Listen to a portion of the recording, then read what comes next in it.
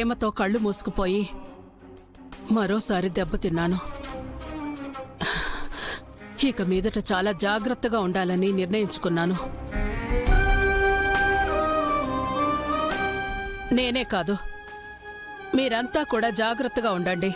ఎవరిని ఎంతలో ఉంచాలో అంతలోనే ఉంచండి. మంచి అనుకుని చనువిస్తే ముందు చంకనెక్కి ఆ తర్వాత నెత్తికెక్కుతారు.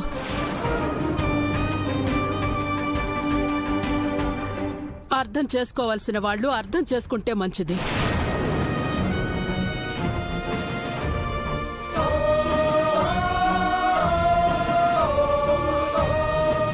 వాట్ అక్క సెడ్ ఈస్ రైట్.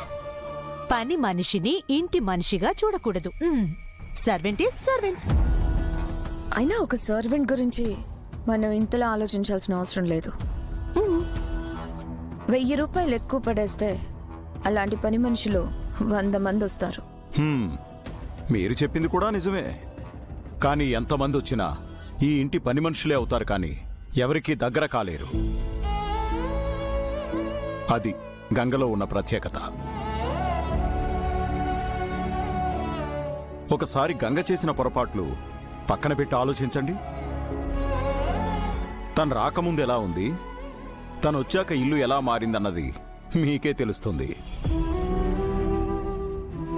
తన స్థాయి స్థానం ఏదైనా కావచ్చు, కానీ తన ప్రెజెన్స్ ఎప్పుడూ ప్రత్యేకమే.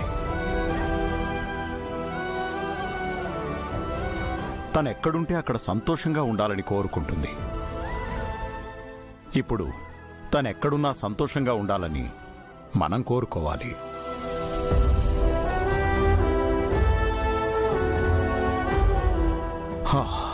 అంతే. పదరా.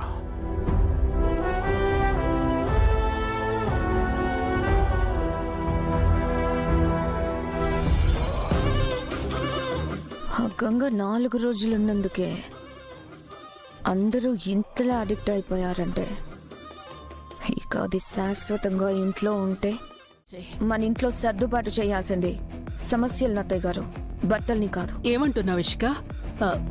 మన ఇంట్లో ఏం సమస్యలున్నాయి? ఇదివరకు ఉన్న సమస్య తిరిగి మళ్ళీ వచ్చింది. చెప్పేదేదో సరిగ్గా చెప్పు. ఈ పజిల్స్ ఏంటి? జరుగుతుందంతా పజిల్ గానే ఉంది అత్తయ్య గారు.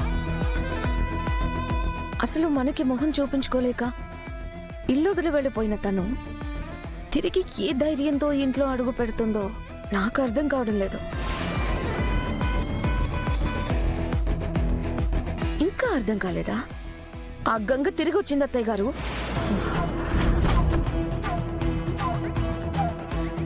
గంగ తిరిగొచ్చిందా?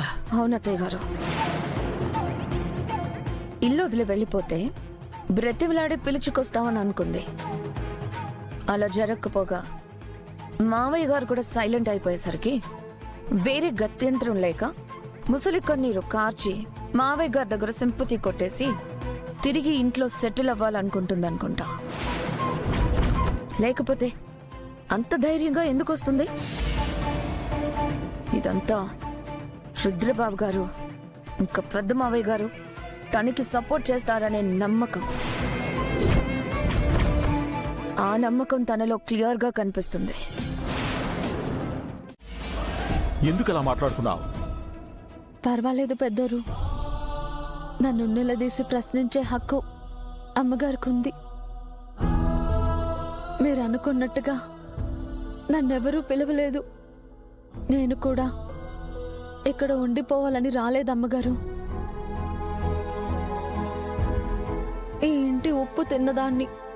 అందుకే ఈ ఇంటికి చిన్న మేలు చేయాలని వచ్చాను.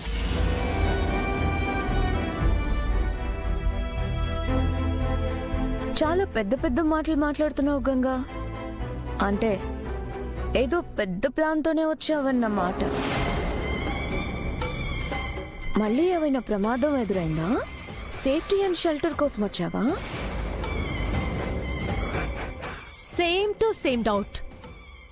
ఏ నీడు లేదంటే you not come. Tell me what's your plan? మీరంతా నన్ను అపార్థం చేసుకుంటున్నారు. నా ఉద్దేశం అది కాదు. నిన్ను మొదట్లోనే అపార్థం చేసుకున్నాము. ఇప్పుడే కరెక్ట్ గా అర్థం చేసుకుంటున్నాము.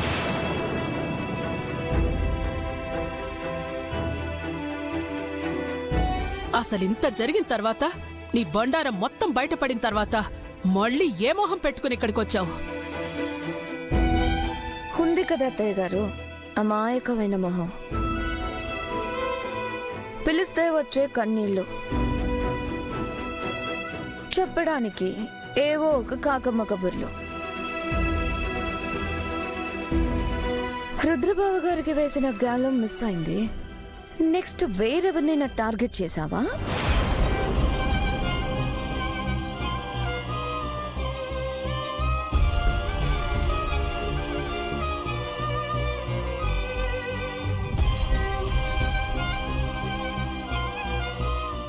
ఇష్కా, ఒక్కసారి ఏదో పొరపాటు జరిగిందని దాన్నే పట్టుకుని వేలాడుతూ అనరాని మాటలు అంటూ హింసించడం చాలా తప్పు. తనేదో చెప్పాలని వచ్చింది కదా, అసలు తన్ని మాట్లాడనివ్వకుండా మీ ఇష్టం వచ్చినట్టు మాట్లాడతారేంటి? నువ్వు చెప్పమ్మా. పెద్దోరు, ఈరోజు నానొక పని మీద హాస్పిటల్కి వెళ్ళాను. హా, అక్కడ రుద్ర సార్కి వ్యతిరేకంగా సాక్ష్యం చెప్పిన 2 వ్యక్తుల్ని చూశాను.